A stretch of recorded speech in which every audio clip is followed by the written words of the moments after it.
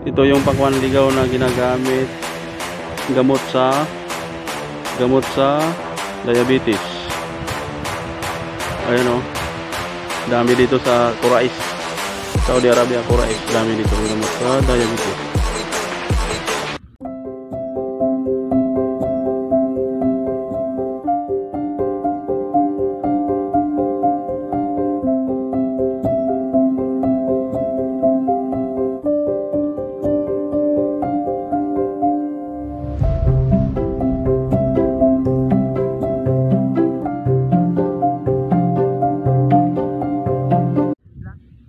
Ito yung pangpanligaw na ginagamit gamot sa diabetes. Ayan o, dami dito sa Qurais, Saudi Arabia. Qurais, dami dito ang gamot sa diabetes. Magdilig ako ng ano guys, yung pangpanligaw gamot sa diabetes to. Dilig ako. Ayun o, hinog na siya o. Ayan o. Yan. Ito yung ano, dito lang tumabuhay sa Saudi Arabia.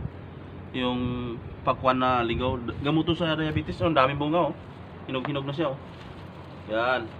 Tanggalan ko ng basura para marami ito ano, didiligan ko. Kasi maraming kasakit sa ating diabetes, walang gamot. Kaya ito yung gamot. Pagka nauwi ako sa Pilipinas, ibibigay ko to sa mga mga nangailangan ng sakit na diabetes, para makatulong tayo sa ating kababayan. Yung daming bunga oh. Hinog na siya. Ang kailangan nito guys, ano lang, buto. Ilagay mo siya sa tubig na mainit, tapos mga 15 na piraso sa 2 linggo. Kailangan 2 beses ka mag-inom. Ito yun.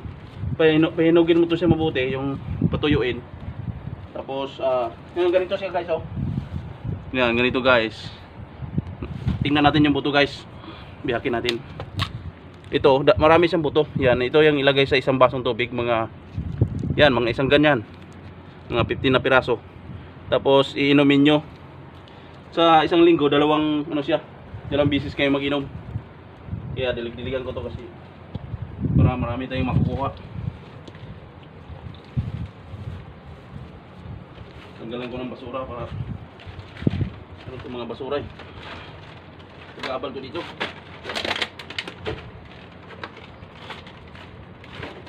Dito lang to makikita sa Saudi Arabia. Hindi ito mabuhay sa Pilipinas kasi malamig, dito mainit. Tsaka sa buhangin lang siya nabubuhay.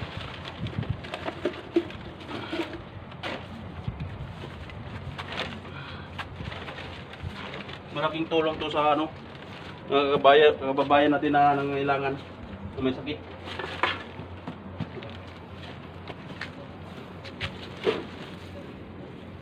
Yan, daming bunga oh. Maliliit pa siya pero malapit na mahinog to. Ayan o. Ayan.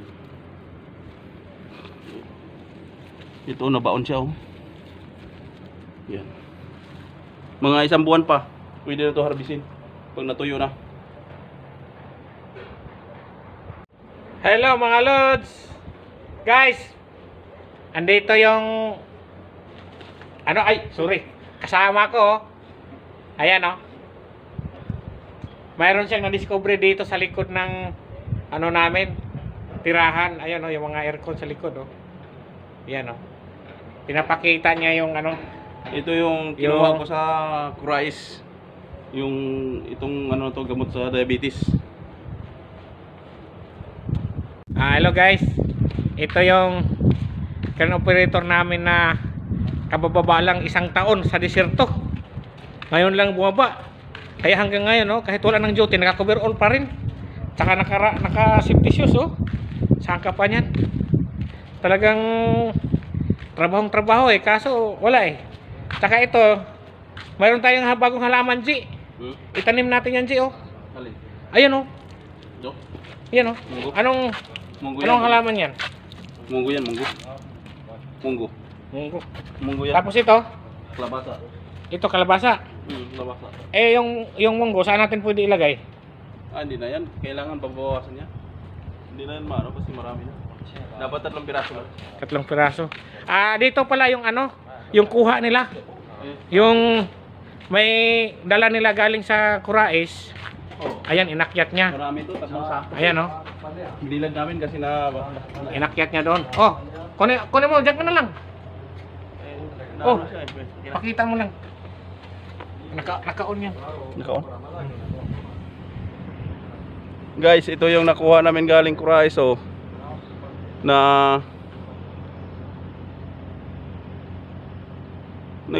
Ito yung nakuha namin, oh, galing Kurais, yung pakwan ligaw na gamot sa diabetes. Yan, dami yan, 3 sako yan. Kasi doon lang nabubuhay yung ano, itong halaman na to. Doon lang nabubuhay sa Kurais. Napakalayo ang ano nito. 3 sako to. Kasi para makatulong tayo sa mga kababayan natin sa Pilipinas na nangailangan ng gamot sa diabetes. Kasi marami akong nakikita sa ano, napuputulan ng paa. Kaya naawa naman ako. Ito, pag mayroong nangailangan, bibigyan ko sila. Yan. Kung sino mang gustong manghingi, kung malapit lang sa amin, bibigyan ko. Basta nangailangan sila, mayroong diabetes.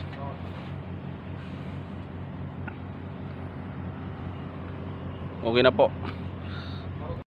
Sige. Dinilat namin dito sa taas kasi mainit dito. Ano? Para ano siya. Para matuyo siya, matuyo. Kaya binilad namin dito sa bubong.